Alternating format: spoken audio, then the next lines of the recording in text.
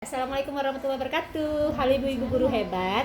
Perkenalkan saya Andrea Reza, guru dari TK IC1 Kota Bukit Tinggi. Hari ini kita berkesempatan ketemu nih sama guru hebat dari Provinsi Daerah Istimewa Yogyakarta. Beliau adalah salah satu trainer pimpinan pusat Aisyah kita juga. Mungkin kita boleh kenalan Bu, namanya siapa dulu? Oke, hai. Nama saya Farida Nustiawati, tapi nama betul di sekolah Bu Ida.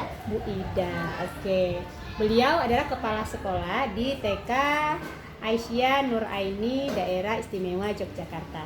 Oke, langsung aja. Podcast kita kali ini akan berbicara tentang seputar gimana sih menstimulasi literasi dan numerasi di TK Aisyah Nur Aini ini. Karena sebagaimana yang kita ketahui, TK kita ini merupakan TK percontohan yang dimiliki oleh pimpinan pusat Aisyah yang berada di Indonesia. Boleh ceritakan Bun, gimana sih kiatnya Bunda di sini untuk menstimulasi literasi dan numerasi anak di usia 5 sampai 6 tahun?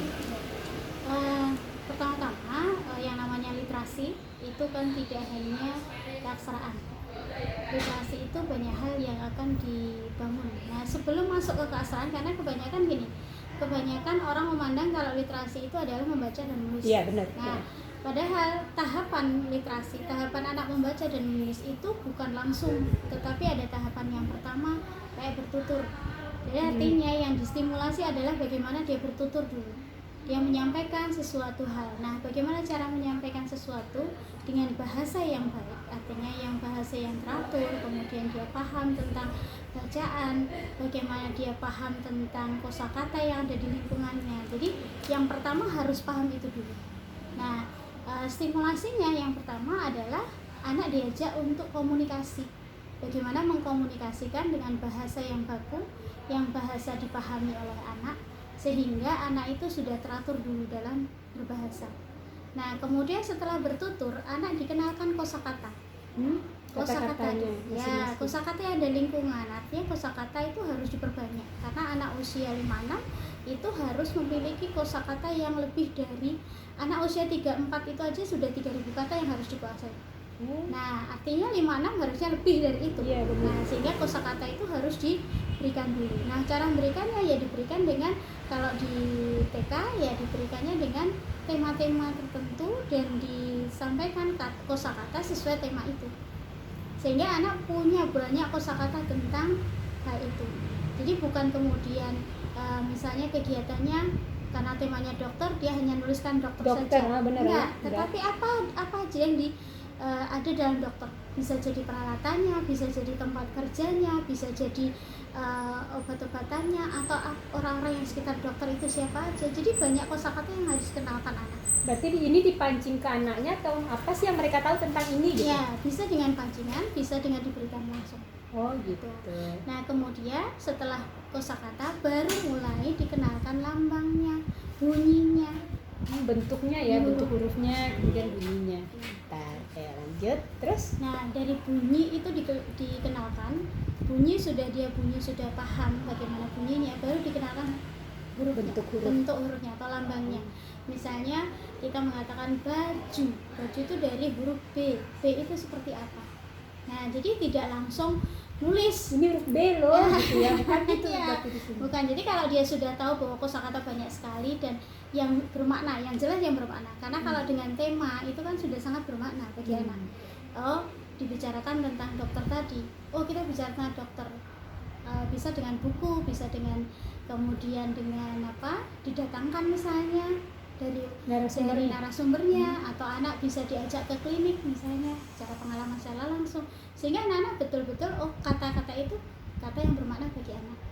Nah, setelah itu baru mulai, kalau dia sudah mengenal huruf, kemudian bunyi huruf sudah paham, baru dikenalkan kata-kata yang ada di situ berupa kata yang sudah tertulis. Salah satunya kata-kata yang ada di dalam buku gitu ya. Jadi beliau memantik literasi dan numerasi itu berbasis buku, teman-teman. Ya, oke, terus gimana lagi Bun? Nah, dari buku itu kemudian dibuat menjadi sebuah kegiatan main. Nah, kegiatan main yang yang dilakukan anak bisa sesuai dengan terinspirasi dari buku-buku yang dibaca anak-anak. Jadi anak-anak itu betul-betul paham isi dari buku itu. misal ya, Jakarta sampai Jakarta ini buku ini. Nah di sini ada gambar tentang ini, gambarnya si semut api atau sempi ini membawa alat penggali tanah. Ya. Nah anak jadi tahu bahwa oh menggali tanah itu menggunakan sebuah alat. Nah alat inilah yang nanti kemudian anak akan membuatnya. Membuat alatnya apa? Alat menggali tanah. Ada banyak hal membuat alat penggali tanah. Ada sekop, ada kalau bahasa Jawa ada linggis gitu ya. Linggis. Ada Bahasa cangkul. Minangnya ntar tak cari ya. Ada cangkul, kemudian ada eskavator yang canggih gitu ya. Iya, iya. Nah kalau anak membuat itu, setelah membuatnya baru anak ditanya, ini membuat apa? Oh ini membuat eskavator. Eskavator itu tulisannya seperti apa? Dipancing lah dia, distimulasi Dipancing. untuk menulis. Karena dia sudah tahu kosakatanya, dia sudah tahu bunyi hurufnya. Eskavator, apa huruf bunyinya bagaimana? Eskavator. Dia akan mengatakan oh hurufnya dulu, betul. S, ada apa lagi? S. Nah kalau dia belum terstimulasi sejak awal, dia nggak akan bisa. Bisa. Berarti memang dari awal banget gitu ya. Betul. Dan nanti kalau misalnya sama sekali belum bisa, aku belum bisa Bu Guru, kita berikan stimulasinya. Dulu. Nah, kalau dia sudah tahu oke, itu seperti ini ya, dia sudah bisa menuliskan. Kalau sama sekali nggak tahu, misalnya pertama kali dia menulis, nggak tahu Bu Guru, aku nggak tahu huruf itu seperti apa. Boleh gurunya menuliskan, biarkan anak menirukan. Jangan kemudian di titik-titik. Titik-titik kan sekarang nggak boleh ya. Menebalkan jangan. Karena apa? Anak tidak diajak berpikir untuk membentuk huruf tersebut. Sehingga kita tuliskan saja, anak diminta untuk menirukan. Itu paling anak paling yang belum terstimulasi di awal tadi. Jadi biar dia menirukan, dan itu dilakukan setiap anak selesai bermain sehingga terstimulasi terus. Jadi setiap hari. Ya. Oke. Jadi bukan hanya main saja ya, karena orang taunya kalau bermain di TK itu hanya main tok tanpa ada keaksaraan yang muncul. Padahal keaksaraan harus dimunculkan tiap hari. Numerasi begitu juga, ada berapa jumlahnya, kemudian kenapa ini seperti ini, oh ini dikelompokkan, ini yang besar dengan besar, itu termasuk numerasi. Oh jadi pokoknya di 3 kegiatan main harus masuk itu keaksaraan. Ya. Keaksaraan itu maksudnya literasi dan numerasi. Oke. Itu baru dapat banget karena kan kita tahu 3 ragam main aja tuh. Keaksaraan nggak kita masukkan kecuali memang dia di sentra keaksaraan. Ya. Jadi di sini nggak ada metode baca buku, Nggak nulis klasikal gitu, Iya, nggak ada nggak ya ada. Bu. Tapi setelah kita lihat di lapangan ternyata memang mereka nulis sendiri, tulisan sendiri, dan ya mungkin ada beberapa anak yang memang masih butuh bantuan karena memang kan beda perkembangan gitu.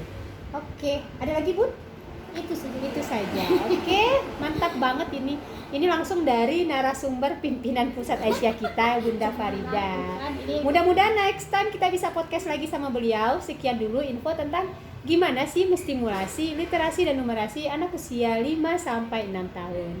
Oke, sampai jumpa. Assalamualaikum warahmatullahi wabarakatuh. Waalaikumsalam. Dadah.